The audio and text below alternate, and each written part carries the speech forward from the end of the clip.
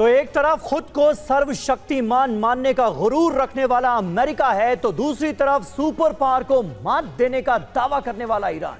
60 दिन तक इंतजार होता रहा कि वार्ता में पलड़ा किसी एक ओर झुके और सुलह का कोई रास्ता निकले, लेकिन ऐसा मुमकिन नहीं हो सका। अब सवाल यह है कि रास्ता कूटनीति से नहीं निकलेगा तो क्या अंतिम विकल्प सिर्फ बारूद है? किसी भी जंग में जब दोनों पक्षों की गर्दन तनी रहती है तो फैसला किसी एक गर्दन के जमीन पर गिरने से होता है। इसलिए आशंका है कि ट्रंप अब ईरान के संपूर्ण विनाश का फैसला कर सकते हैं और एक ऐसा प्रहार हो सकता है जिसके बाद ईरान जवाब देने की स्थिति में ना रहे। उसमें धमकियां, दावे, हॉर्मुज़ में हमले, अनिश्चितता, आशंकाएं और कई सवाल हैं। ट्रंप के दिमाग में क्या चल रहा है? दावा है कि ट्रंप परमाणु हमले का मन बना रहे हैं। ईरान पर सबसे ताकतवर हमले की योजना है।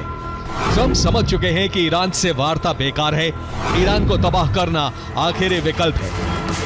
व्हाइट हाउस में ईरान पर बैठकें हुई हैं, परमाणु हथियार की तैनाती पर चर्चा हुई। अरब में अमेरिका परमाणु हथियार तैनात कर चुका है। ईरान अपना सीक्रेट हथियार तैयार कर सकता है।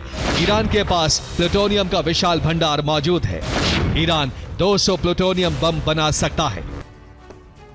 तो ईरान के बुशहर प्लांट में करीब 15 सालों से रिएक्टर चल रहा है। रिएक्टर को चलाने के लिए जो ईंधन लगता है उसी से प्लूटोनियम का निर्माण होता है।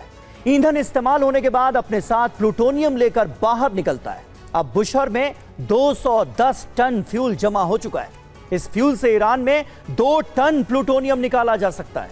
ईरान बुशहर में मौजूद अपने विशाल भंडार से करीब 200 प्लूटोनियम बम बना सकता है।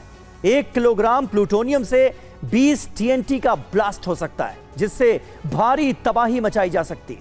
इससे निकलने वाले गामा और न्यूट्रॉन किरणों से रेडिएशन होगा। प्लूटोनियम 239 अपने आप में एक भयंकर रासायनिक जहर है। प्लूटोनियम बम का इस्तेमाल हुआ तो परमाणु बम की तरह ही इसका असर कई सालों तक रहेगा। लेकिन प्लूटोनियम बम बनाना इतना आसान नहीं है, क्योंकि इस्तेमाल किए गए ईंधन से प्लूटोनियम 239 निकालना एक मुश्किल और जटिल प्रक्रिया है। रेडियो एक्टिव मटेरियल होने की वजह से इसका प्रोसेसिंग का तरीका बेहद खतरनाक होता है। लेकिन ईरान बम बनाने के लिए रूस से मदद ले सकता है। बुशहर में रूस के कई कर्मचारी मौजूद हैं, जिसमें इंजीनियर्स और वैज्ञानिक भी शामिल हैं। अमेरिकी परमाणु बम जमीन के अंदर फटने में सक्षम हैं। अमेरिका का पहला प्रहार ईरानी एटमी ठिकाने पर हो सकता है। पहाड़ के नीचे जोरदार धमाके से तबाही होगी। मजबूत बंकर पूरी तरह नष्ट हो सकती है।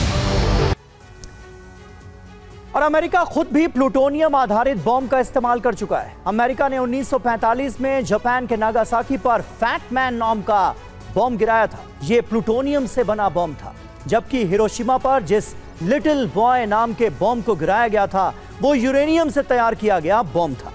वर्तमान समय में अमेरिका के पास B6112 बॉम्ब है। ये ग्रेविटी न्यूक्लियर बॉम्ब है जो किसी भी इलाके में भारी तबाही ला सकते हैं। तबाही का दायरा इसके वजन पर निर्भर करता है।